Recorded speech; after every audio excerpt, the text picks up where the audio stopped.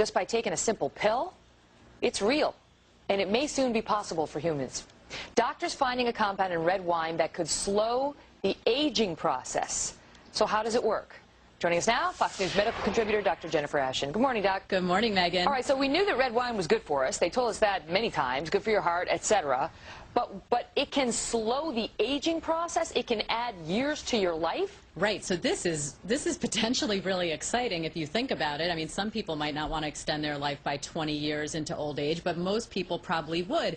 And what this has to do with is the so-called French paradox, which is the theory or the question that scientists have been looking at now for almost 20 years as to why French people who consume relatively high amounts of red wine and a diet that's high in fat have a lower incidence of heart disease than, say, we do in this country. And they found that the miracle compound is something called Resveratrol, which is found in grapes, the skins of grapes actually, and found in high quantities in red wine. And now, of course, it's only a matter of time until scientists have been able to put that into pill form. They've already studied it in animals, so it's only a matter of time until it comes to us. And that's the deal. So inspired by that French paradox, these doctors got together and started studying to see, well, eventually they started studying resveratrol, and they found that this compound in red wine is so healthy for you that it literally can expand your lifespan 20 years or more, and not just any 20 years, but healthy years. It postpones disease. That's right. However,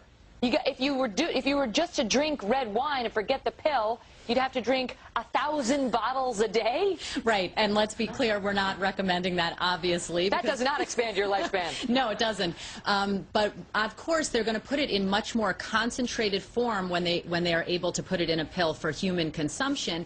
But they found that the compound in the pill actually activates a gene that is then responsible for slowing the aging process. And it's doing everything from preventing diseases to fighting types of infection that are implicated in aging and the diseases that come with aging. So again, they've already studied it in yeast, then they moved on to mice, and soon it'll go into clinical trials, and we might be able to actually purchase this for our use. Right, so it's not like they're just giving you an extra 20, 30 years. It's that they're actually managing to keep you chronologically younger, physically younger, right, for a longer period of time, because your body, when it hits 80, will be more like that of a 60-year-old in terms of disease, correct? Correct. And the other thing that I think we have to keep in mind is that whenever they isolate one particular gene or one particular compound that's linked to a very broad spectrum of disease or clinical manifestations, we say, we really have to take it with a grain of salt, because obviously there are other factors that come into play,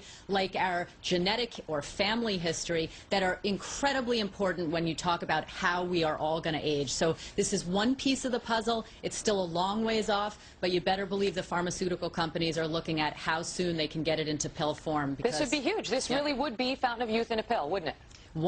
As I said, one piece of the puzzle, but a very, very important one. It's really incredible that it's working on the mice. Yeah. And they're saying that right now the only thing that exists that's anything like it are these extreme calorie restriction diets that some people go on to try to prolong their lifespans. That works as well. But absolutely. If you want to eat, go ahead and do that and wait for the pill. Well, remember, I always say if something sounds too good to be true, sometimes it can be. And the other interesting thing we can't forget is that, you know, the French are kind of known for their joie de vivre, or love of living. And, you know, part of what you enjoy when you sip a glass of red wine with your friends is the whole social interaction. So we don't want to lose track of that. We want to keep our minds and our social lives as healthy as our cells inside our body. Good call. Plus, if we can get 4 months of vacation a year like they have, I'm sure we're going to be really happy. Can't hurt. Dr. Jennifer Ashen, thank you so much.